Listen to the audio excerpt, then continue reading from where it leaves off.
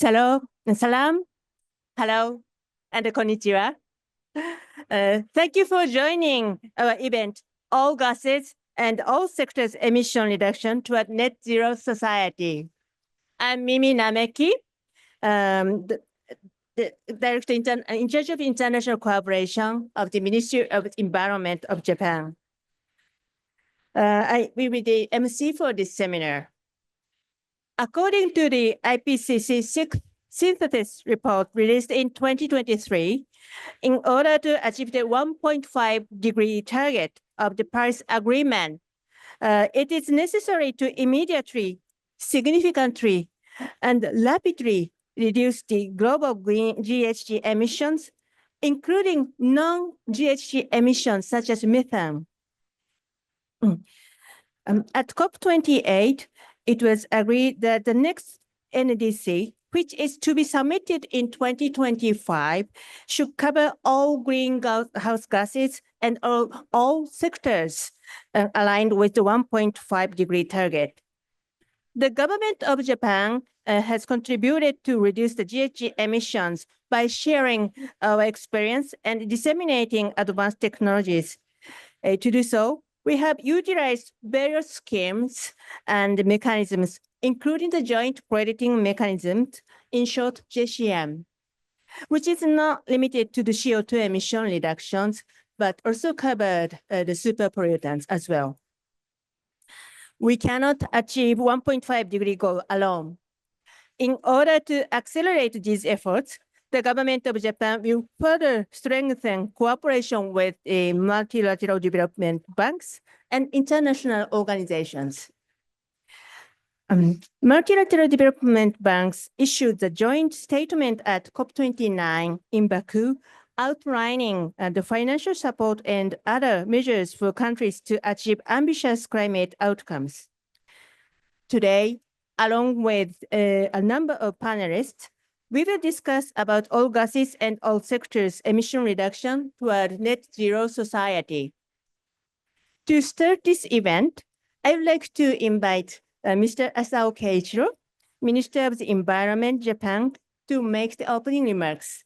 Mr. Asao, please.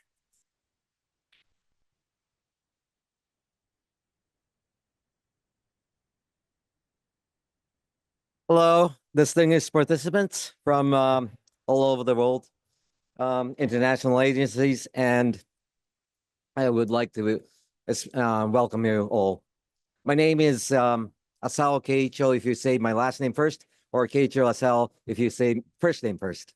Anyways, Asao is my last name, so I'm the Minister of the Environment of Japan, and I would like to express my sincere gratitude to all of you. On this occasion, I would like to announce Japan's new initiative called Cooperative Actions for NDC Implementation and Transparency Enhancement. The first global stocktake decision at COP28 last year made it clear that global actions in this decisive decade are extremely important to align with the 1.5-degree goal of the Paris Agreement. All parties need to submit ambitious NDCs considering the outcome of global stocktake. I don't know whether you can see these slides, but the slides are, if we can.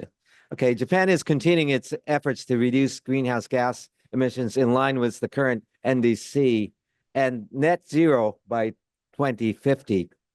We will also accelerate considerations of our mitigation efforts within the aim of submitting our next NDC by next February.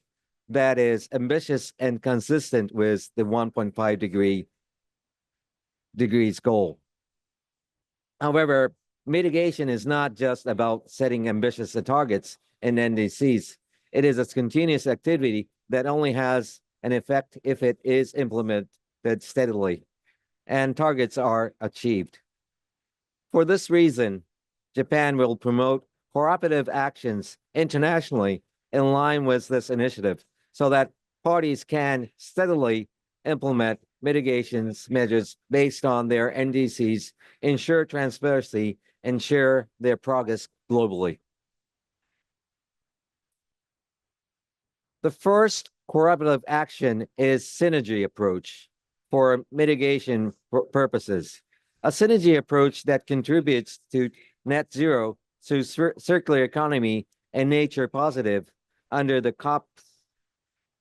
three COPs, that is UNFCCC, UNCBD, and UNCCD, will promote mitigation in a cost-effective manner. Japan will facilitate in-depth mitigation efforts through a synergy approach, considering the resolution on promoting synergies adopted at UNEA 6 and work with international organizations to collect and share good practices of synergies globally. For example, in Saga City, there's a slide down there.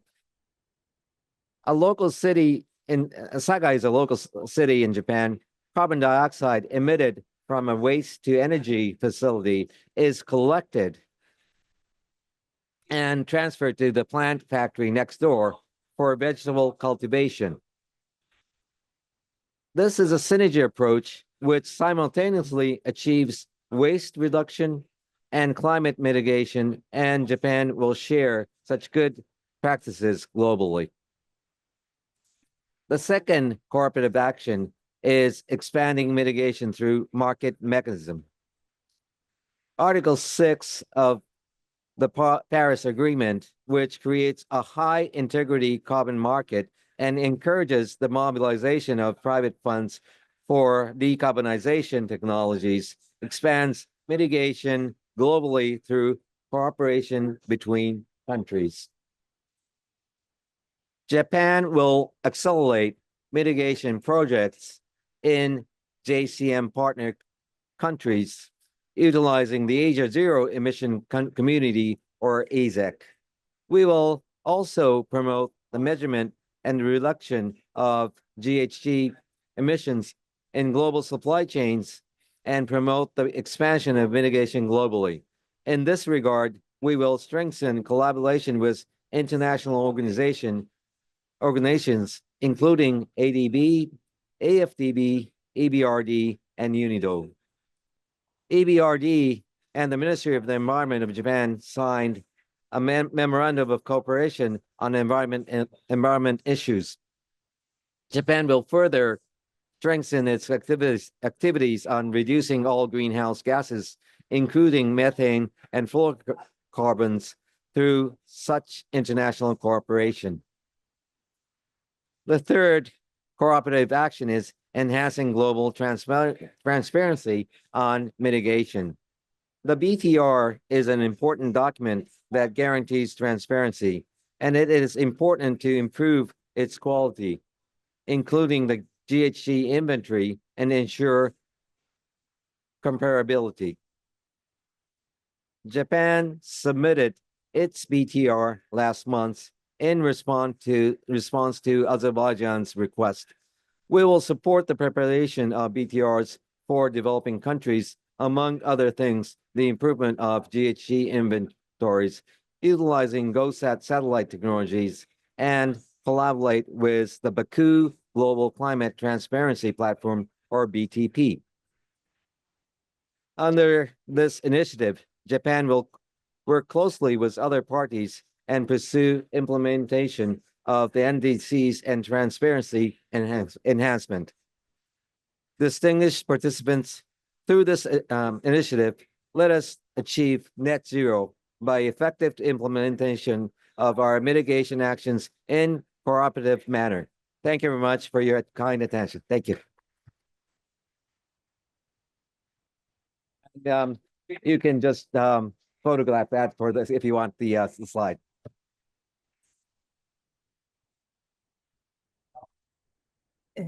Thank you, Minister So. As Minister mentioned, to accelerate climate actions, Ministry of the Environment Japan aims to further strengthen collaboration with international organizations and MDBs, which have been playing significant roles to promote decarbonization globally. Today, we will have a panel discussion with 4 distinguished panelists from international organization and MDBs. Let me introduce first panelist, who is Mr. Ramesh Subramaniam, Director General and Group Chief, Sectors Group, and the Asia Development Bank. The second panelist will be Ms. Rana Gonay, Chief Division of Energy and Climate Action, Technical Cooperation and Sustainable Industry Development, and the United Nations Industrial Development Organization. And third panelist, Mr. Gareth Phillips, Manager of the Climate and Environmental Finance Division, the African Development Bank. And the fourth panelist is Mr. Jan Willem van der Ven, Associate Director, Head, International Policy and Energy Engineering Climate Strategy and Region Delivery, the European Bank for Reconstruction and Development. And the moderator for the panel discussion will be Mr. Yutaka Matsuzawa, Vice Minister for Global Environmental Affairs, Ministry of the Environment. So the four panelists and moderators and Minister Masao, please come up to stage. Just before the panel discussion, we'd like to have a photo session. So, four panelists. はい。はい。お願いします。すみません。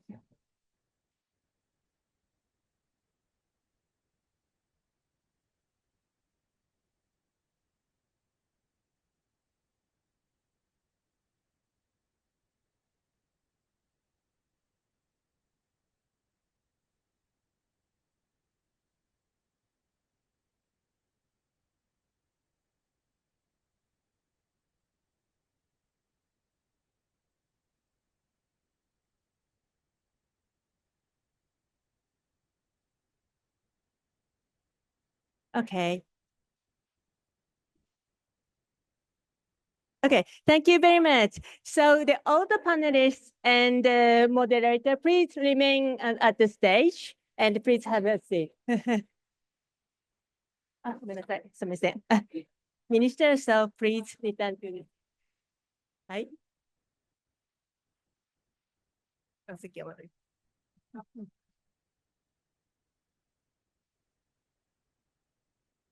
Okay. はい。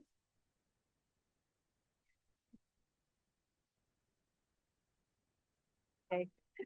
So now let's move on to the panel discussion on contribution to the emission reduction of all gases and all sectors initiatives by the government of Japan, MDBs, and international organizations. Now I'd like to pass the microphone to Mr. Yutaka Matsuzawa, the moderator of this panel discussion. Mr. Matsuzawa, please. Thank you. Climate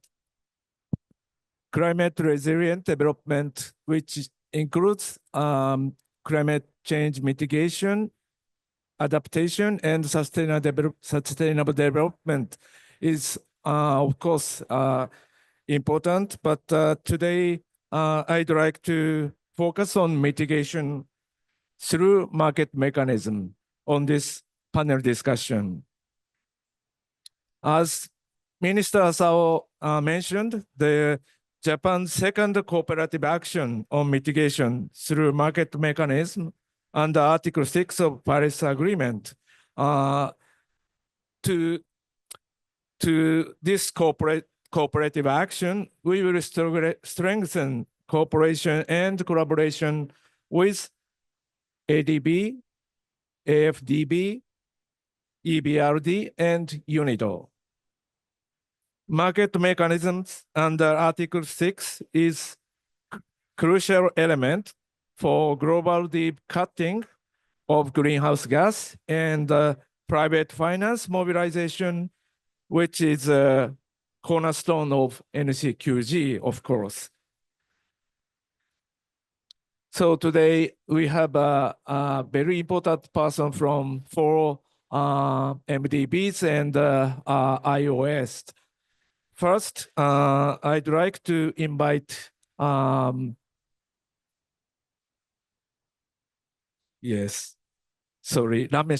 Ramesh from Maniam, from Asian Development Bank. ADB and MOEJ has a long-term collaboration in terms of joint credit mechanism. ADB is managing and operating Japan's fund for joint credit mechanism. And based on that long-term collaboration, I'd like to ask the Mr. Ramesh, could you explain your initiatives for emission reduction toward net zero society by ADB? Sure. Thank you so much, Matsuzawa-san. Thanks for bringing us all together. As you know, all the multilateral institutions, of course, working closely with the UN. We've announced a couple of days ago the overall climate finance, the commitment volume of 120 billion, which is a significant support that will be coming from all of us. JFJCM, as you mentioned, as an instrument, it has been quite critical for us in Asia, particularly in moving ahead. Now, I also appreciate the cooperative actions that the minister highlighted in his speech, and there are many touch points between what the ADB is doing and the cooperative, all three areas of the cooperative actions. So let me just highlight a few points. First is, as you know, given the challenges that Asia faces, we've been at the ADB, we've been saying the battle against climate change will be won or lost in Asia.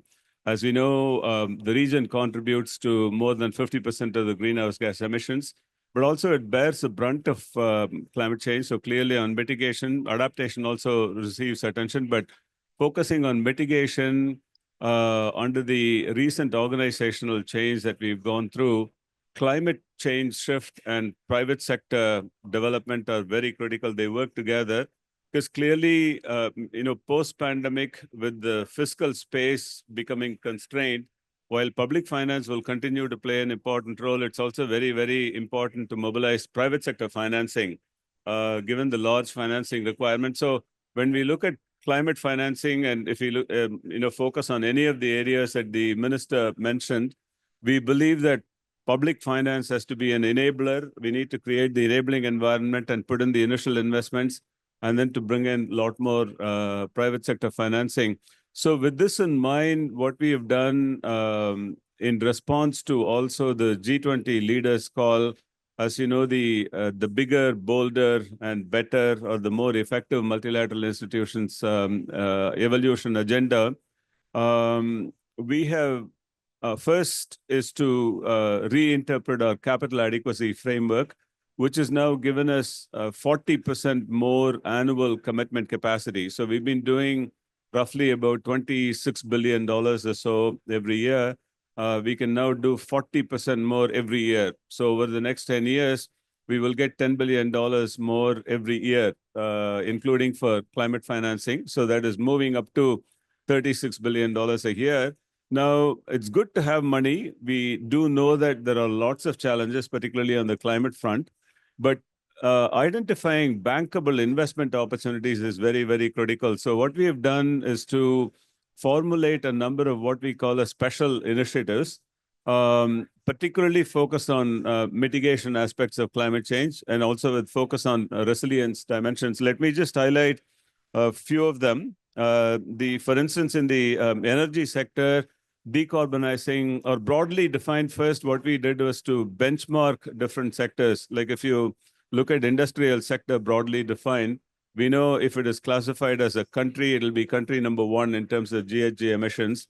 Look at health sector. If global health were to be treated as a country, it'll be country number 5.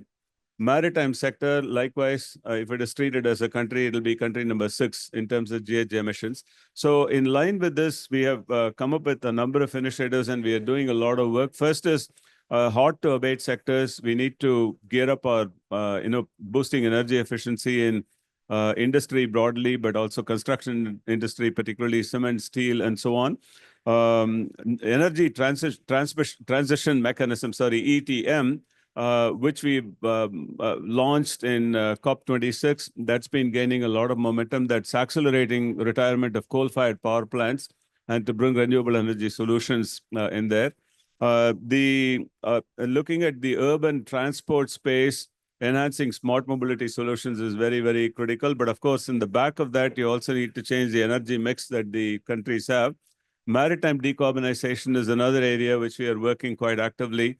Taking just that as an example, which we'll be launching tomorrow, by the way, the investment requirements in Asia are huge. Just in that space, about close to $15 billion every year, just for selected seaports. But private sector investment is going to be very, very critical. And in the energy space, as well as related to these areas that I mentioned, one of the things that the minister mentioned, the ASEC initiative, the Asia Net Zero Energy Community. We have an MOU with METI of Japan and working with the MOEJ, including using the JFJCM mechanisms. We do want to mobilize as much public, but also importantly, as much private financing as possible for these initiatives. I'll pause there, Matsuzawa-san.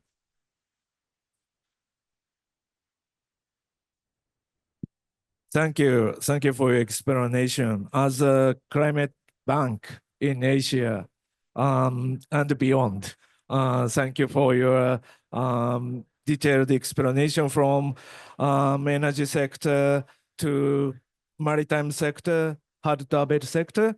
And thank you very much for touching on the ASEC, Japan's collaborative framework with ASEAN countries. Thank you. And next, I'd like to invite Ms. Lana Gonaim from UNIDO. UNIDO has strengthened on the international cooperation in industrial sector. And recently, UNIDO is focusing on circular economy activities. So could you please explain your initiative toward net zero society by UNIDO? Thank you.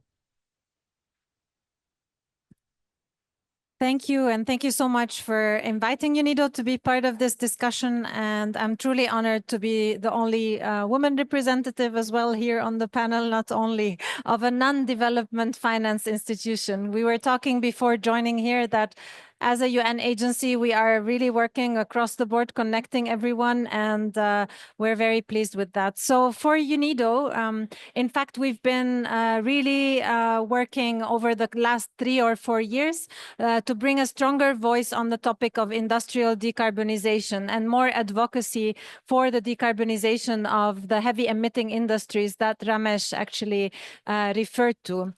So we've been leading a lot of work around including industry actions in NDCs. So this is for sure a priority that we are looking at now as countries are updating their NDCs.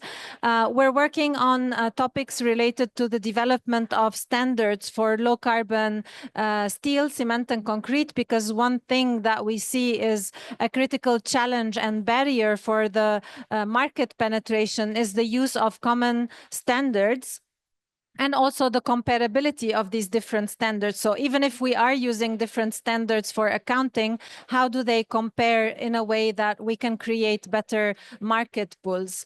We're also advocating for governments to promote green public procurement because we also see green procurement as a very essential lever in creating markets for low carbon material.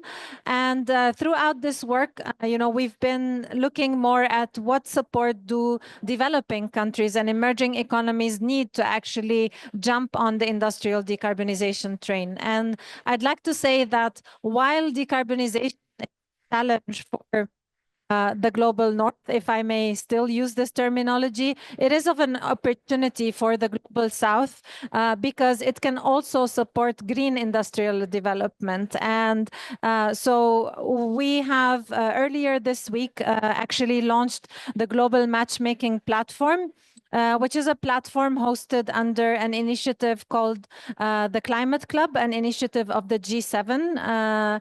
And what we would like to deliver under that global matchmaking platform is really helping countries as well as industries to get access to technical and financial assistance, including from MDBs. And just before coming to this session, there was a pledge that was announced by both the ministers of UK as well as Germany for increasing financial assistance, and $400 million pledged for industrial decarbonization. So this is really where we are going and where we'd like to drive more attention.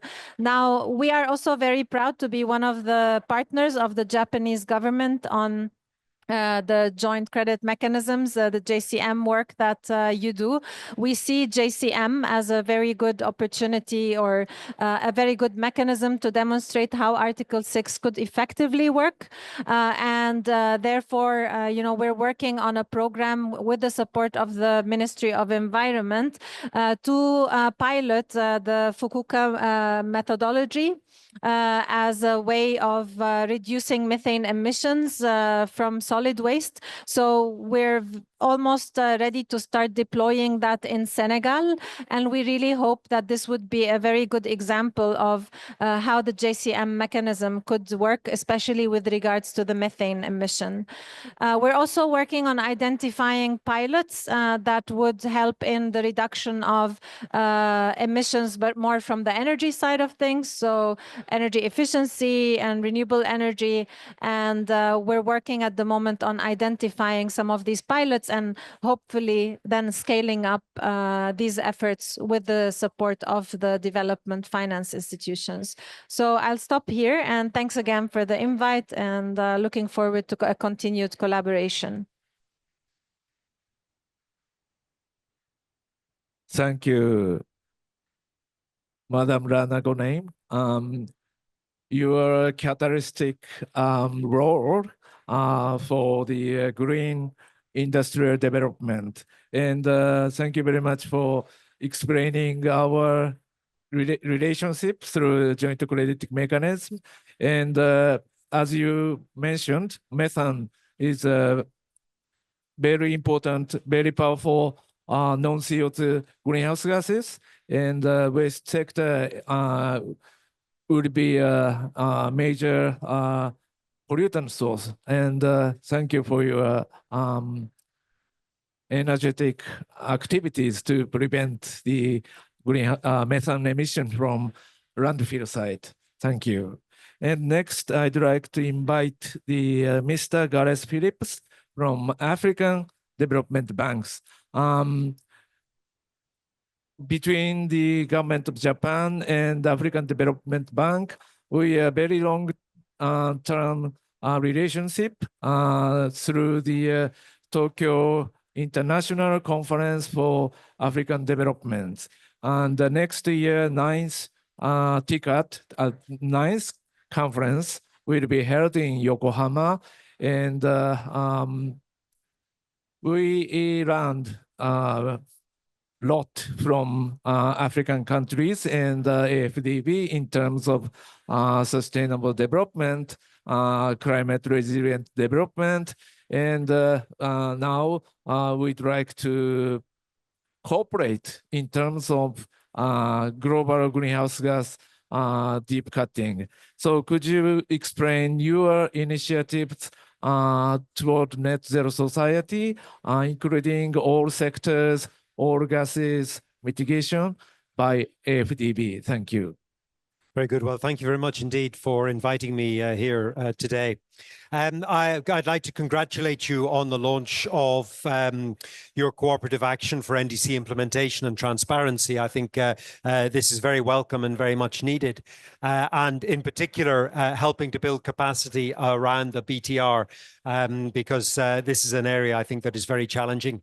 I would like to voice my concerns about the focus on market-based approaches from an African point of view. And I think that we continue to face a dilemma of raising ambition in NDCs and now capturing all gases in the next round of NDCs in order to increase our ambition. And the fact that that takes away from the opportunity to generate market-based emission reduction activities. That's my first point on the market-based. And the second point, in an African context, the complexity and the risks associated with developing these projects means that, well, we need, first of all, a lot more technical assistance before we're able to bring projects forward. And I think, secondly, it will continue to create a barrier to developing market-based approaches in Africa. And as we saw in the Clean Development Mechanism, Africa missed out, and we're very concerned to see the same thing might happen again. So, you know, we need to build that capacity. I think that's also reflected by the fact that we have found it, within AFDB, we have found it difficult to identify projects to join the JCM. For example, we've been calling out to our project partners to come up with ideas, but there's very little there because, you know, I think we lack that expertise in the monitoring and reporting in particular to be able to develop these kinds of activities. Now, if therefore we need capacity, we need to build capacity, and I would also urge Japan to consider the use of non-market approaches where we can provide support for the development of emission reduction projects without the need to quantify and transfer mitigation outcomes. And that means you'd have a lot less complexity, but you can still help African countries in achieving their NDCs and building capacity.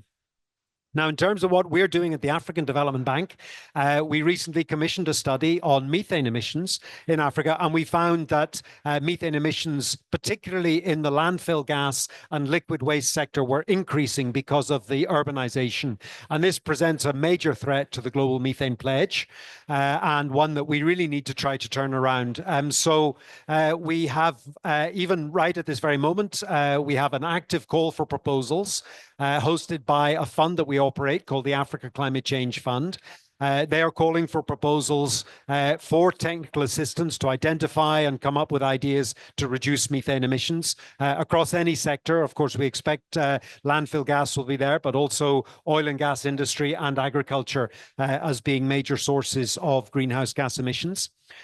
We currently have about $10 million to contribute towards that program, and we know that we will have many more projects than we have available to finance, and we're looking for more contributions to support that activity. And we're also raising awareness in our own portfolio and within the bank on our greenhouse gas emissions and methane emissions in particular. And we've commissioned a review of our current portfolio to try to identify any projects that have significant methane emissions, and we might be able to then mobilize resources to help abate those. But methane isn't the only gas. SF6 is particularly important, particularly in switchgear. As you may know, there's a huge number of people in Africa who don't have access to electricity, and energy access is a major initiative, and we just launched our M300 initiative. This will result in continued build out of transmission lines. We need SF6 free switchgear and transmission gear, and we need to cope and deal with the existing infrastructure where that SF6 exists and may be leaking or may be released during servicing activities. And for example, in Europe, we know now they're introducing regulations around the capture, and you can only use now recycled SF6, no virgin SF6 and so on. We need support to help build capacity for those kinds of initiatives. And of course, the other major gas is the HFCs in coolant systems. Massive growth in air conditioning in homes and in vehicles.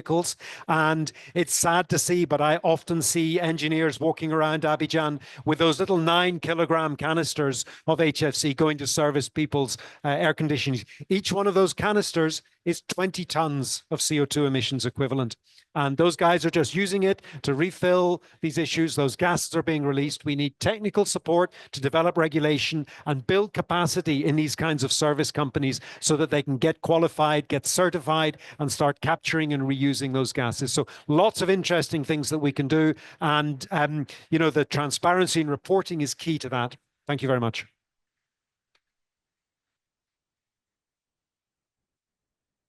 Thank you. Thank you for your comprehensive explanation. Yes. Yeah, Japan recognized the capacity building support including the project development or project document development for African partners.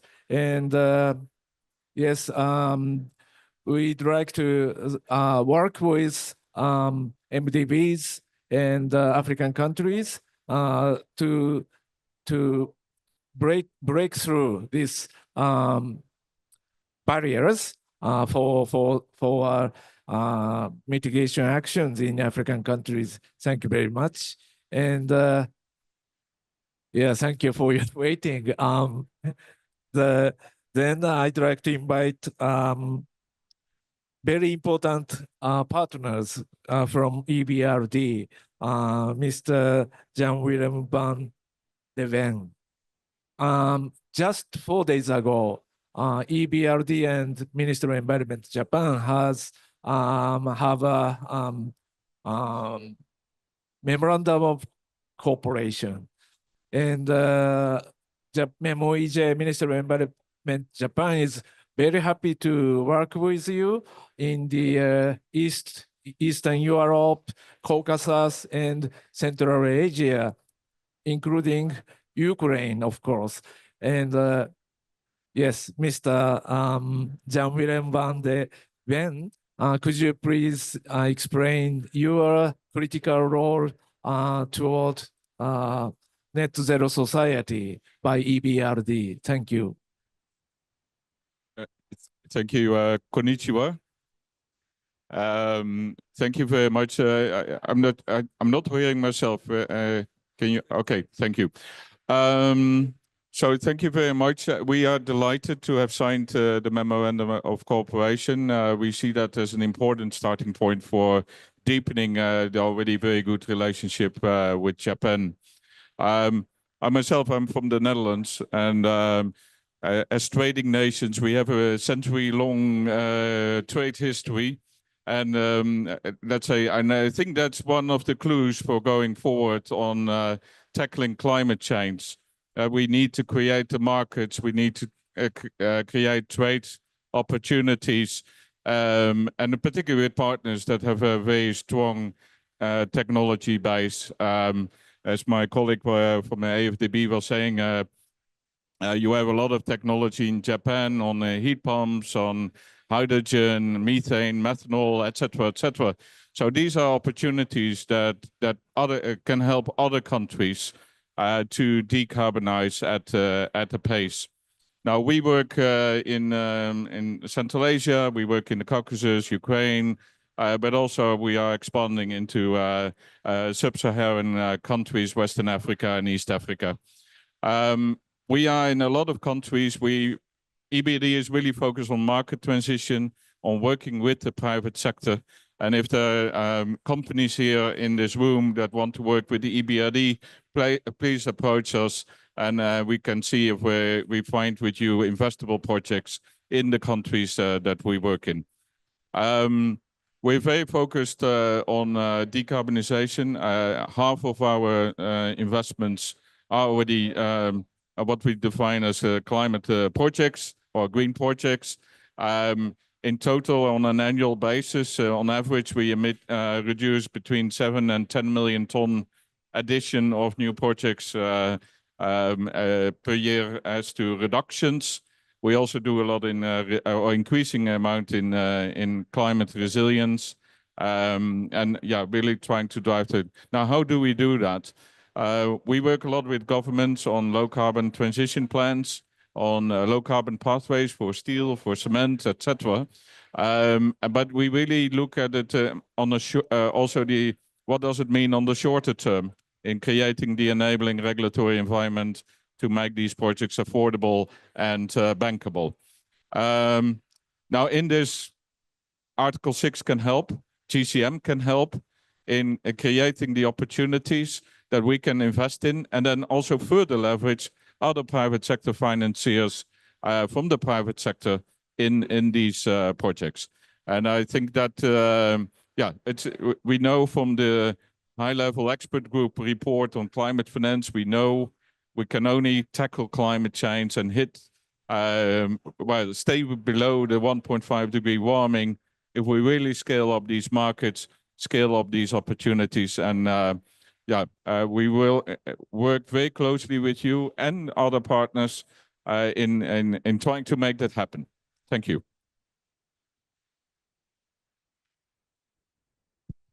Thank you. Thank you for your explanation on your very innovative role. I think EBRD is a European Climate Bank. Yes. Yes. So I think for persons, if you have any additional explanation or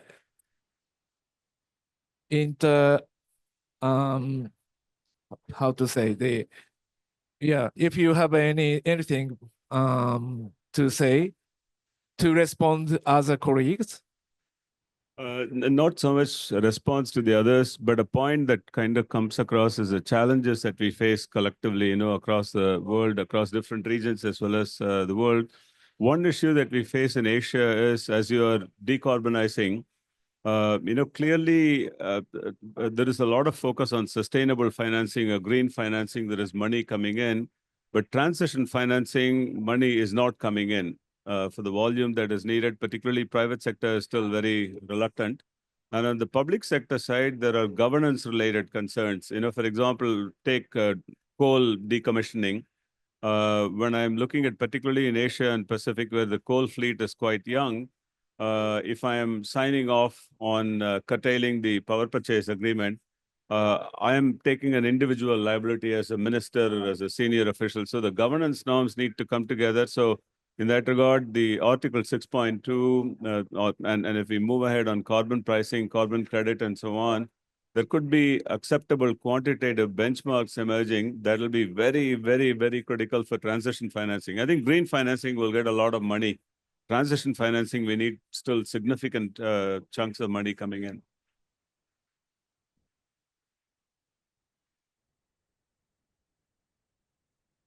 Thank you very much. So I'd like to conclude this panel session. And I really recognize that we share the same goal, one goal toward 1.5 degrees and sustainable development. And yes, MDBs and iOS, unique strengths and experiences, resources, and we will have to work together as one team with one goal.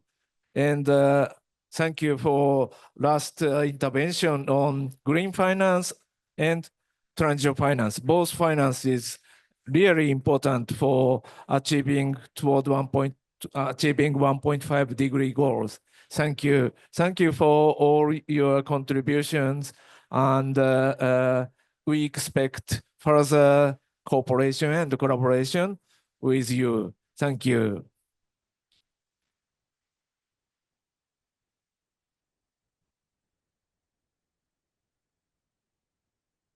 Thank you very much for the distinguished panelists for your very insightful contribution to the seminar. So with this, we'd like to close this seminar. Thank you very much for joining us.